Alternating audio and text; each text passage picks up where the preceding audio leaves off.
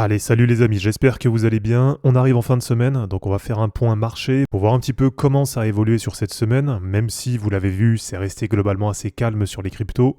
Et attention quand même, on va revenir dessus dans cette vidéo, puisqu'il va peut-être y avoir une forte instabilité, notamment du côté de Bitcoin, donc peut-être un gros retour de volatilité.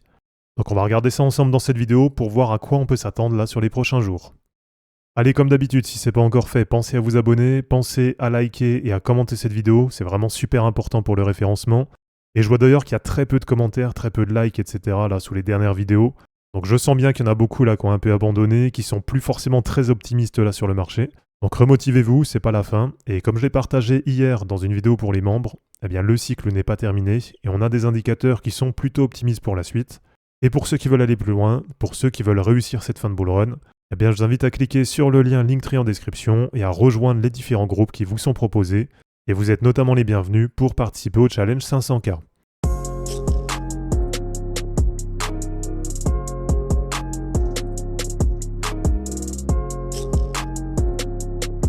Alors, bilan de la semaine, globalement, très peu de volatilité et très peu de mouvements sur Bitcoin.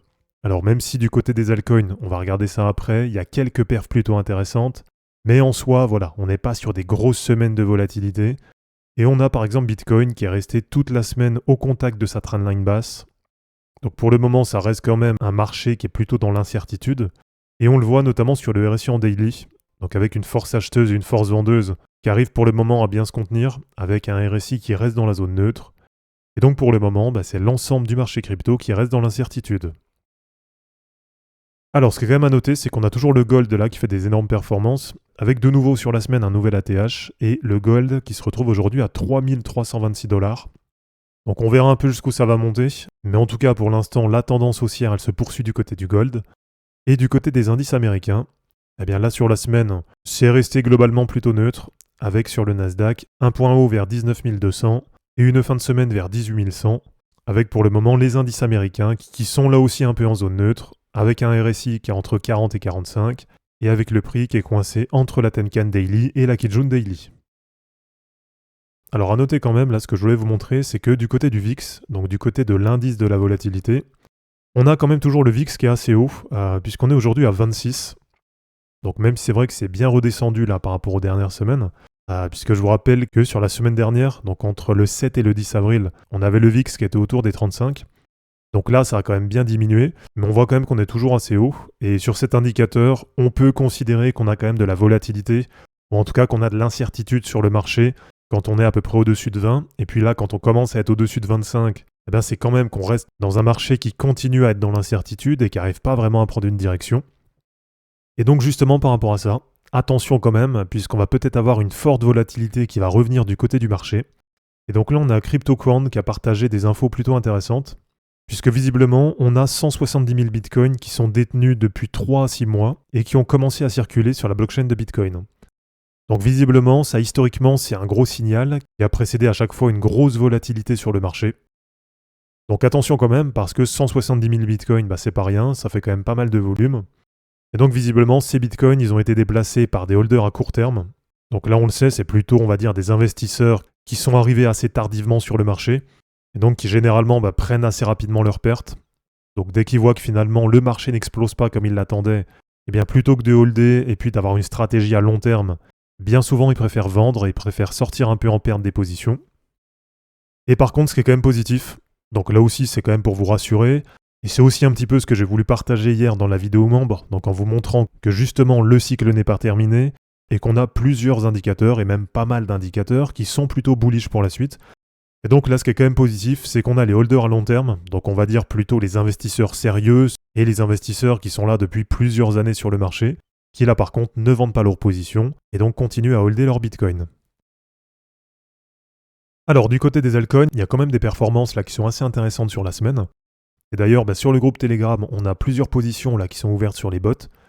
Donc vraiment, si ce n'est pas encore fait, n'hésitez pas à cliquer sur le lien Linktree en description et à cliquer sur le deuxième lien pour rejoindre le groupe qui est 100% gratuit. Et donc là, ces derniers jours, on a eu plusieurs setups qui ont été confirmés, et donc plusieurs positions qui ont été ouvertes.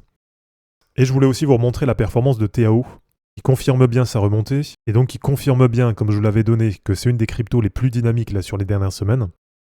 Et donc à suivre sur cette fin de semaine, ça va être super intéressant puisqu'on a TAO qui arrive sur le bas du canal. Donc avec peut-être ce test de réintégration qui va avoir lieu sur le week-end. Et donc à suivre sur TAO, puisque si ça vient à réintégrer ce canal, donc on va dire si ça vient à passer en clôture les 290$, eh bien l'objectif suivant, il va être très clairement défini, et ça va être de revenir tester ensuite le haut du canal. Et donc dans ce cas-là, eh bien on pourrait revoir rapidement TAO autour des 360 à 380$. Allez, une autre crypto là qui nous fait une performance plutôt pas mal, c'est du côté d'INJ, puisque là c'est en train de valider la réintégration du canal. Donc là aussi ça fait plaisir, puisque INJ, vous le savez, c'est une des cryptos que j'ai en wallet. Et donc depuis le point bas de la semaine dernière, on a INJ qui est autour des plus 30%. Donc là déjà en termes de remontée, ça commence à être plutôt intéressant. Et alors bien sûr, le niveau qui va être intéressant à suivre, eh bien ça va être le break de la dernière résistance. Donc à voir si peut-être sur ce week-end, on a INJ qui arrive à passer les 8,50$. Et pour terminer, une autre qui nous fait une perf qui est vraiment intéressante. Et là aussi, je vous l'avais donné dans les cryptos les plus dynamiques, et donc les cryptos qui étaient les plus intéressantes à reprendre pendant la correction. Eh bien, c'est du côté de Solana qui est quasiment de retour à 140$ et qui arrive de nouveau à sortir par le haut du canal descendant. Donc en plus avec un mouvement qui a été assez propre, donc avec le break haussier du canal, le pullback pour bien valider la cassure, et derrière on voit que ça repart bien à la hausse. Il y a un mouvement qui est plutôt encourageant, donc c'est quand même assez positif là pour la suite. Et donc sur Solana, on a bien cet objectif de cassure à la hausse qui est bien activé et qui va se situer autour des 180$. Donc voilà, merci à tous d'avoir regardé cette vidéo, j'espère en tout cas que ça vous aura plu. Comme d'habitude, pensez à vous abonner, à liker et à commenter cette vidéo pour soutenir la chaîne. De mon côté, je vous mets tout ça en ligne et je vous dis à bientôt. Ciao.